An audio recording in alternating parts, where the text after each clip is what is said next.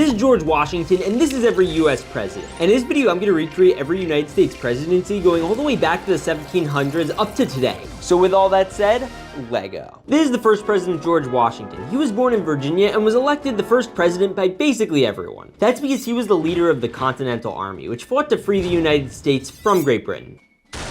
And what's even weirder is he didn't really want the job as general or president. Everyone just kind of forced him to do it because he was so epic. He led his men into battle in his Dodge Challenger, not really, although that would be epic, and even threatened to shoot cowards who tried to escape the battlefield when fighting the British.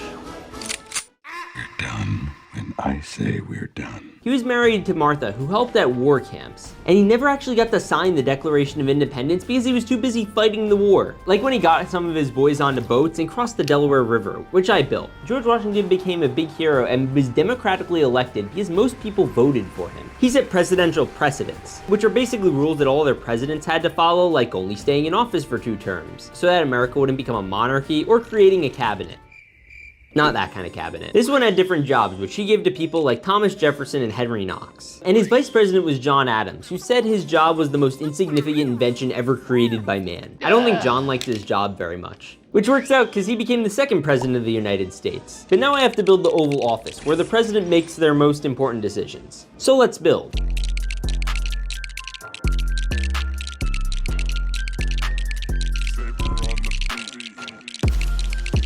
Also, if you like this Oval Office build, I'm selling it on my Rebrickable page, so you can get the instructions and make your very own. Yo, this place is looking pretty presidential, which is why I sat down Adams to get him ready for his presidential duties, like signing treaties with the French, being a master negotiator, approving or denying laws, and being commander of America in wartime. Now, Adams thought you could bend the Constitution a little bit, and Thomas Jefferson didn't like that very much. And so began the first beef of 1800. They fought and debated a lot, and eventually Jefferson kicked him out of the Oval Office as the 3rd president. Now, Jefferson was a pretty awesome guy.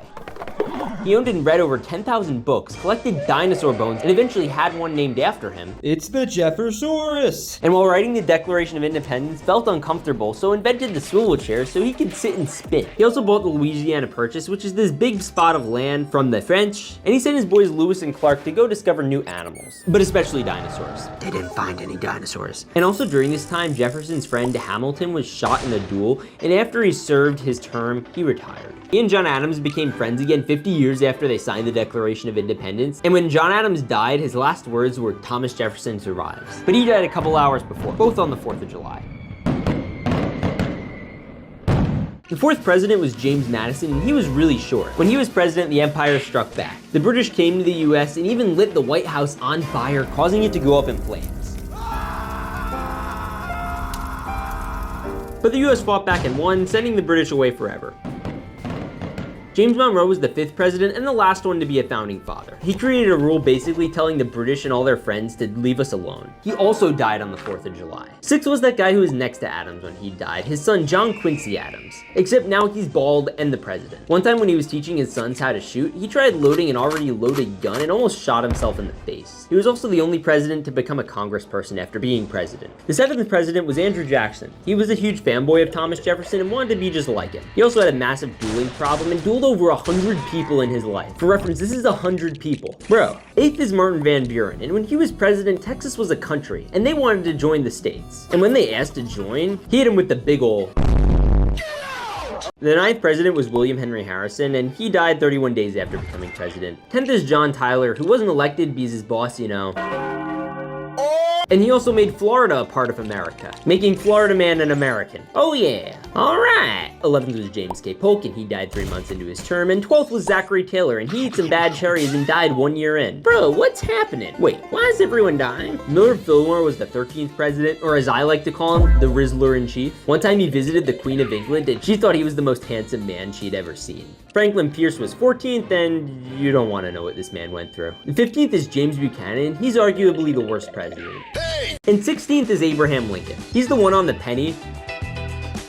and has a whole monument dedicated to him. When he was young, he used to get in fistfights a lot, and he was even in a gang. He was also super tall and fought the great evil of slavery. He commanded the Union Army in the Civil War and wrote the Emancipation Proclamation to free the slaves. A couple of days after the war, Lincoln attended Ford's Theater, and a man named John Wilkes Booth came and shot him in the back of the head. Lincoln was arguably one of the best presidents to ever live. But before we go any further, I want to tell you about today's sponsor, Raycon earbuds. Raycon's everyday earbuds are made to make your everyday just a little bit easier. For instance, I like using them when I'm filming a video or listening to a history podcast. They also have active noise canceling, so you don't have to listen to people yapping while you're trying to watch the latest Republic Studs video. The headphones also have a 32-hour battery life, which is the same amount of days that William Henry Harrison was president.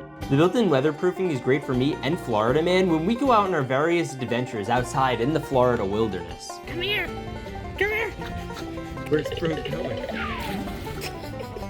And I'll be honest, these are the best pairs of earbuds I have ever used. I also love the case they gave me. I got a ton of designs to choose from, and I ended up going with the blue water one because I thought it looked the nicest. So go to Buy Raycon today for 20 to 50% off site-wide. That's right, you'll get up to 50% off everything when you go to buyraycon.com/republicstuds. Buying them with my link also supports this channel a ton, and I really think they're a fantastic product that you'll love. Put your buds in and let's get into the next president. Andrew Johnson became the 17th president, and John Wilkes Booth actually hired his friend to take Johnson out the same day as Lincoln, but the friend chickened out. Next was Ulysses S. Grant, who was a big war hero, and he was also invited to the theater, but he couldn't make it, which turned out to be lucky. And he's on the $50 bill. And 19th is Rutherford B. Hayes, and he might have had the most epic presidential beard. 20th is President Garfield, and he was shot in a train station when he was with Abe Lincoln's son. He died a little bit later right here in New Jersey because the doctors spent too much time trying to take the bullet out of him, even bringing in the first ever metal detector to try and find it. Chester A. Arthur was 21st, and he liked clothes and owned over 80 pairs of pants. Grover Cleveland was the 22nd president and only president to win, lose, and win again. And also the only person I've ever heard of named Grover. 23rd was Benjamin Harrison, and he's the last president to this day to have a beard. Oops, Cleveland's back. William McKinley was elected the 25th president. And when he was at the World's Fair in 1901, where many of Nikola Tesla's inventions were being shown off, a man came up to shake his hand and then shot him. The Secret Service, which is the president's special protection unit, started beating up on him so badly that President McKinley told them to take it easy on him. He died shortly after, making his vice president Teddy Roosevelt the 26th president. And this man was a legend, or he called himself a bull moose. He spoke softly and carried a big stick, created the FBI, won a Nobel Prize, and liked to box. Lost vision in one eye in a match and took on jiu-jitsu instead. And when he was giving a speech, he got shot in the chest and lived, brought the shooter up on stage, asked him why he did it, and then kept giving the speech with the bullet inside of him. Later, the Secret Service found a note from the shooter that said the reason he wanted to shoot Roosevelt is because the zombie of William McKinley told him to. Teddy was also a big outdoorsman and refused to shoot a bear, and because of this, teddy bears exist. Next was William Howard Taft, and he was a big fella, really big. So big, he supposedly got stuck in the White House bathtub so many times that they had to order him a new one. Teddy also came back and tried to run against him and Woodrow Wilson, and Wilson won. While he was president, Prohibition was created, which banned the sale of alcohol, and also World War I broke out, and he was commander-in-chief of the whole army. He was a big fan of big government that had more power than it was supposed to in the Constitution, which led to Warren Harding becoming president because he promised things would go back to normal again. But he died a few years in creating my favorite president, Calvin Coolidge. Calvin Coolidge was sworn in as the 30th president by his dad. He was a very honest and quiet person, and while he was president, Americans got access to new tech like Model T cars, radio, and electricity. Part of the reason Cool Cal was so popular is because he didn't want to get involved in people's business, creating the Roaring '20s. The next president was Herbert Hoover, and he was an engineer, and different from Cool Cal because he wanted to try and engineer everyone's business, which led to the Great Depression. FDR became the 32nd president and had to use a wheelchair to get around. He was the president when World War II broke out and oversaw the fight against the world's greatest evils in Germany. Harry Truman was next, and he worked with Oppenheimer to drop the atom bomb for the first time ever. Now I am become death, the destroyer of worlds.